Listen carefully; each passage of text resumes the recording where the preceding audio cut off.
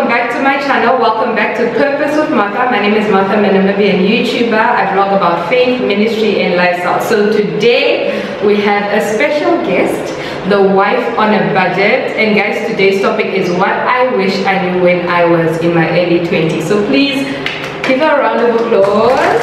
Hey guys, thank you Martha for inviting me. I'm so excited. I didn't sleep the whole week. I was like, what am I going to say? What am I going to do? And when she said we're doing makeup, I was just like, I don't even know where to start. I don't know anything about makeup. I don't know anything about makeup. The last time I wore makeup was 2 years ago. Really? No, because she's naturally pretty, guys. You need to see her in person. She's so pretty. I like using this serum for gentle magic for my under eyes. Oh, okay. I have one. And I got it from, what is the place? How did you come up with the idea of the wife on a budget? So a friend of mine, just one Sunday, she sent me a message and she's like, I think the brand, like the way you plug people and stuff like that, it's like, it's so nice, but then make it a brand. And I thought of it and I'm like, okay. She really just sent you an email? Yeah. And then I called her and we started talking and I'm just like, okay, she's making sense. Yeah. I went in on my profile, I deleted all my personal pictures. I left only the plugging stuff, like things that I really enjoy. Really like cheap stuff. Like me, I would like nice things, but I would want things that I can afford because nowadays things are expensive. And when you have kids in a home, it's not all about you. Things By the way, McKathy is a whole pretty mom of 3 and a whole wife. Guys, you should see her there. You won't even think she has kids. That's how perfect she is. And I emceed at her wedding, by the way. Oh yes. How many years ago was it? 3-4 years ago. 3 years ago. And I told her I'm not taking no for an answer. She had to come through. She literally, whether she was going to, I don't know whether it's by fire or by force, she was going to be at my wedding. What do you wish you knew when you were younger in terms of like friendships? We'll start with friendships. I think with friendship, it's a tricky one. But what I wish I knew is, I wish I had, or I was told to be there for people more and be present in people's life more and be intentional about everything in people's lives. The day when I found out I was pregnant and then that time I was in varsity and my friends did a baby shower for me, you know, and imagine this is people that were not working, it's people that your friends from school, yes, from high school, we were together in Vento for what is this, a varsity, and I got pregnant, and they just went all out for me. And you know, I wish I knew that in every relationship you have when you are young, be intentional and be present. Never give up on people.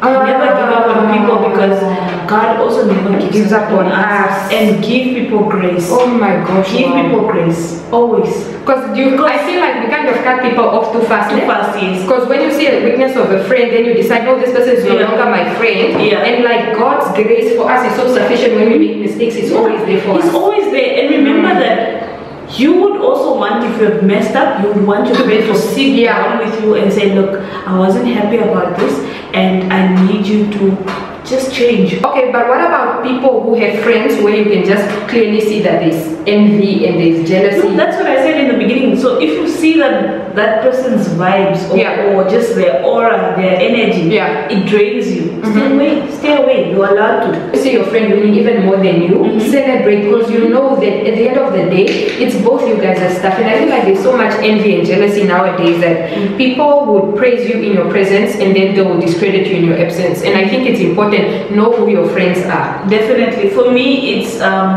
one of those things that you get to learn as you grow older, that things are not as they seem. If there was advice that you wish you knew earlier, do you feel like you would have advised people? What would you advise them when they are going to varsity? Guys, when your parents say go to school and become something, they're not lying. That's all I can tell you. With me, I played in my varsity years. I knew I would be so far if I took my schoolwork seriously. Because remember, even the Bible says there's time for everything. Everything has its time. I wish the things I knew now, I wish I knew then, especially when it meant sleepless nights. Meant disappoint your friends because now you need to study. Disappoint your family on going on a family trip or whatever because you need to study. Do it, because then in the long run it will help you. That's something. Are you good with your hands? Are you a creative person? Thank you. Are you good with computer stuff, digital stuff? Are you good with programming? Are you good with marketing? Are you good with social media? What are you? People are really good at what they do, and you can actually grow your business. And I just feel like if God gives you a gift, that gift will make you sit among the great. Don't look down upon your. So in terms of finances, well, let's say I just started working under a lot of pressure. To do so well immediately after our school, we need to have a place to live, you need to have a car, you need to have this, you need to have that. And this is all society trying to tell us that you need to do it at a certain pace. Remember, it's our own pace. It shouldn't be what society wants. So I'm saying, like, you can sit on a couch on the floor for a few months until you're able to buy your couch cash. You know? Because most of the time, most of the time we put in these pressures. And I, for myself, I'm not even speaking on behalf of anybody. I bought things on credit, and today I'm regretting it. You know, I wish I had known better. You know, to just sleep on the floor and save up and buy my couch cash. Or if I need an air saving. Or I'm thinking, if you get a 5,000, let me take a 10% and put it away. Let me take a 500 out of my 5,000 and then put away the 4,500. And I think also, guys, there's nothing wrong, like McKethy is saying, with getting alternatives. If you can't afford the Apple Watch, get another one that you can afford at the moment. It will never run. You will always find it. And I think I was busy speaking to someone the other day where, like, if you're new, especially when you just start working, don't put yourself under pressure. You don't need to get a car immediately if you can't afford it. Don't put yourself under pressure. You don't have to buy that 55-inch TV if you can't afford it. Like for me, for instance, if I find someone selling something for cheaper, I would opt for the cheaper ones and go and buy the brand new one. It's still doing the same job. I remember when I wanted to get myself, when I moved, then I wanted to get myself my kitchen stools, the chairs, I don't know what you guys call them, and they were really expensive in Fairmont, whatever. And I remember someone that was traveling, like the person was moving, sold them to me for 200 each. Something I would have spent 1,500 for one, which was 3,000 in total. I spent $400. And I spray painted. I got a gloss spray paint, black one. Spray painted my chairs, and they look brand new. So I'm thinking, guys, there's DIY. Live within your means. Don't go all out there to impress people on social media that you don't know. And with me, even people think like I get the most expensive items and whatever. Let me not lie to you. She knows the way. Most of my stuff is cheap things, and I remember there was at work they were doing renovations, and I just moved in our house and we didn't have proper cabinets. And I was just like, I'm not gonna spend 6,000 on new cabinets. They don't know where this person wants to be in the next 5 years. In the next 5 years, in the next 10 years. You don't even know the person's background. You don't know what their favorite thing to do is when they're alone. When you know this person. If I was to write down a page of 20 questions and ask you, will you really pass on a 90 rate or will you pass on a 20 rate? And there's a saying that there's something I read a meme the other day saying young people want to date each other just because of housing subsidies. Meaning medical aid. Medical aid. Meaning if I qualify now with the pre-approval of a 1 million and you too, so we can build this beautiful house, and you are now in this house and you are miserable because we fell in love because of what we can, you know, show the world, and now we are driving these cars, but you are not happy. And I think people need to stop looking at people's pockets and then decide they want to fall in love with them, because it's just their job. You're not in love with the person, you're in love with what they have. And the day that they get when their jobs are like that, then you stop loving them. And I think it needs to stop. I think also it needs to stop because, but then the thing is, it's also in the nowadays couples. People want to get married because they want to be in a wife. Get to know this person. As friends. As friends. find out what this person really wants to, where they want to be, how you can come into their picture, how you continue drawing your picture together. Don't be rushed into saying yes. Yes. Don't be rushed. Wait this person enough so that you're able to tackle these issues. Yeah. And one thing I realized is that do you feel like also women are pressured to go into relationships? Do you feel like guys, when you're being told that you must get somebody that can take care of you, why do we need to take care of each other? Thank you. Why do I need to get someone that will take care of me? Why don't we take care of each other? And whatever legacy you are building, you need to build it together. Sure. You need to build it together so it gives you, both of you, yeah, the satisfaction you need. Yeah. Because for me, it doesn't make sense you get married to a rich guy, but you don't even know how this person got these things. You don't even know how hard they worked for these things. You didn't work hard together for it. So obviously you will splurge. You will buy things that you don't need just because the money is there. You don't appreciate. But remember, when you build the wealth together, you appreciate it more. You spend wisely as well. Yeah. And also I feel there's a level of honor this man has upon your life, knowing that you stood by his side even when he had nothing. So I think women should really stop looking at men's pockets, because there's this thing of, oh, I'm in a relationship, what does he do? That's the next question. Did you know this? Yes. What does he do? Where does he work? But does he have a car? Maybe it doesn't work. Quick story. When we got married, me and my husband, he wasn't working. Okay, he was working and then he lost his job for 6 months. Yeah. In the 6 months, I had to step up. And I had to be the breadwinner for the family. Yeah. And not that my husband was not doing, he's a hustler. Because he had to work with his hands to make sure that he was bringing in something. Yeah. But I'm just saying, in actual terms, in actual sense, I had to put in extra work for us to be able to survive those months. Yeah. And not that I'm bragging, but my husband really appreciated me for that, you know. Most of the people would have left. Yeah, or started complaining. Means something. And you know, they'll even have attitude. Yeah. And the husband comes home, there's no talking. We were the happiest in that time. And I think this is going to touch so many women, to say, marry the person you love, so that if anything happens, you know that, yes, and you step it up knowing that he will get a job eventually. I'm sure he got a job now, so you're back on track. Yeah. And then last year I decided to go to school for a year. Yeah. And my husband had to take care of the house alone. Oh my gosh. I will see pictures, like you would post pictures of him with the kids and stuff. My dear, he made time for the kids' ice cream. He took them to school, he picked them up from school, and he had to make sure that there's bread in the house, there's food in the house, everybody's wow. And for me, that was a lot, because for a guy or for a husband to be in charge of the house for that whole time, it really showed me that I really have a good husband. And you married the right man. And I married the right guy. And I thank God, you know, I thank God for everything, because he was with us in this whole time. Yeah. And imagine, just as a man, you brought up in a way to just show up and do whatever. But you're not brought up in such a way to take care of the house. And while your wife is not there. Yes, while your wife is not there. And imagine what people would say, but he's stuck there, you know.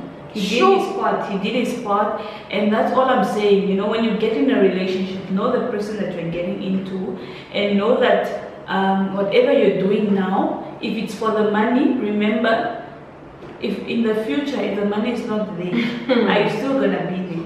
If the finances are, or if he gets retrenched, or anything happens to him, if he comes home with one leg, are you still gonna love this person?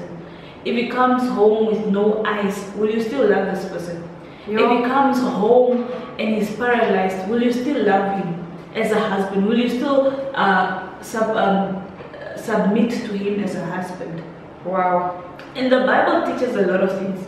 And that's one thing where I get my encouragement from.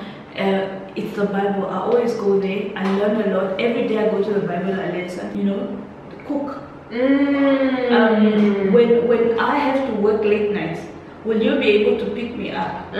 Because now we already have expectations, but when those expectations are not met, we go crazy, you know. When I'm pregnant and we Will you be able to hang the clothes? Will you be able to do gardening? Maybe he doesn't like gardening. Maybe he doesn't like gardening. And I think this is where, because I was speaking to a set, what religion or even tribe where this person is coming from, because at the end of the day, you are going to cry. You are now pregnant, 9 months pregnant. You can't go into the kitchen. This person says, because and the thing is, there's those people. I remember being in a relationship with somebody that doesn't eat food that has slept in the fridge. And you as a lady, do you love being in the kitchen? We need to start with those conversations. Maybe you don't like cooking. Maybe he loves cooking. He can be in the kitchen. He's a chef. There's chefs that are male. Maybe he loves cooking. Or maybe he loves doing laundry. You need to know those things, because now you are in a relationship. You are stuck here. You are stuck in the marriage. Another guy wants you to do these things, but you don't like doing them. You're going to argue. And there's a saying that says, when you go in a relationship, be ready to give. This is now, you are not expecting to receive, you are giving. And it should be reciprocated where this person now gives. So there's an exchange. I'm giving my 100% to you, you give me your 100%. Not this thing of, I expect he must cook, I expect you, it will fail. One thing I know is, one thing I wish I knew is, I should have had a lot of this conversation with my boyfriend then, now my husband, because now it would have shown me, like with the kids, picking up kids from school, is he going to do that? Because his husband's that will just not go get the kids from school. Because it's a wife's duty. Yeah, it's a wife's duty. But now, if you have those conversations, it doesn't work like that. And one thing is just for sure is, whatever you do in life, remember, it's cultivating you for your purpose. What is your purpose on earth? Whatever you do, whether it's treating bad people, answering people, remember at your bigger focus of your purpose on earth. Is it to answer people back? Is it to move people forward? So tell us about, I want us to end with attitude in terms of as women, or even as men. I feel like a lot of people are going, maybe because they've gone through a lot or because they're going through a lot, they can become bitter towards people. And there's a lot of pretense. So they always have negative things to say. Instead of just complimenting someone comes say, oh, Kevin looks good today or whatever. Oh yeah, but you know. So they always want to add something negative towards the positive. What advice would you give to a lot of people that are actually good inside, but because they grew up in that environment or they grew up with friends like that where only negative things must be said about someone? Why should that always, what advice would you give to people like that? I have a lot of advice on that. I have a lot of tips as well. Number one, mental health. Mental health is key. It's the most important thing in your life. If you need to go to therapist, go. If you need to journal. Right, it helps. Yes. If you need to record yourself venting, do it. Your mental health is so important because it determines the people you have, it determines the people you reject, it determines the opportunities you might miss because of your mental health. Another thing, self-care.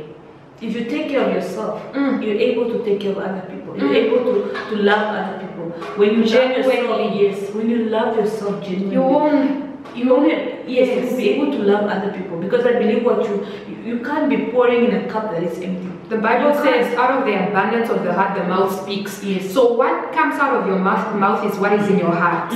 So whatever negative you have inside, it comes out. It comes out. It says a lot about you as a person. It does. When you always have negative things to say, and it's really, I personally believe that it's not, God blesses the heart of a righteous man. The Bible says the prayer of a righteous man is effective, meaning you've got to try to be good with people, be nice without pretending, and God will follow you. And you don't have millions, you don't need to have millions to be good. You don't need to be known to be good. The interactions, the daily interactions that you have with people, if you're able to be that be present and intentional and love and be humble, you'll go far. So far. Yes. So for me, number one is mental health, then obviously self-care, and then the third thing that I also want to say is that I listen to a lot of podcasts, I read a lot of books, because that's one thing I also wish I knew when I was younger, to read books. Now I've started a challenge for myself, every book a month, which I've really slept. I'm trying to keep up as much as possible. I read a book, and in a book, a lot of good things are hidden in books. Somewhere, either in your house or in a shop, a lot of information that we need that will help us is in a book. Whether a Bible, whether a normal book, whether a novel, it's just there, something that will help you. And I've been reading a lot of books that have really changed my life and have really changed the person I am. I used to be a very bitter person. If somebody says, like you said now, if somebody says, oh, Martha looks cute, I'm like, but she has attitude. Everything bad. Yes, everything bad. You must always put something bad upon it. Yes, and also don't let other people's projections, don't let your own anger project on other people. Your own fears project on other people. Don't. It doesn't mean because you are failing now the other person. Being here and being alive and being healthy, and most of the time the only thing that we want to do is complain, and complain doesn't bring us anything, but this brings us, sets us back more than we're supposed to go forward. Guys, I am so grateful to have McKathy here. I know this is going to be a long video, but I know that it's going to be so insightful for all of us. Please don't forget to link her YouTube channel's link will be in my bio. Don't forget to go to her channel immediately now. Don't skip now. Don't go now. Go click on that link. Go and subscribe to her channel because the next time. So guys, thank you guys so much for watching. Please, if you watch till the end, don't forget to subscribe. Don't forget to like this video and leave your comments in the comment section. And please also don't forget to go into McKathy's channel and subscribe to the channel. Thank you guys so much for watching. May bless. God bless you.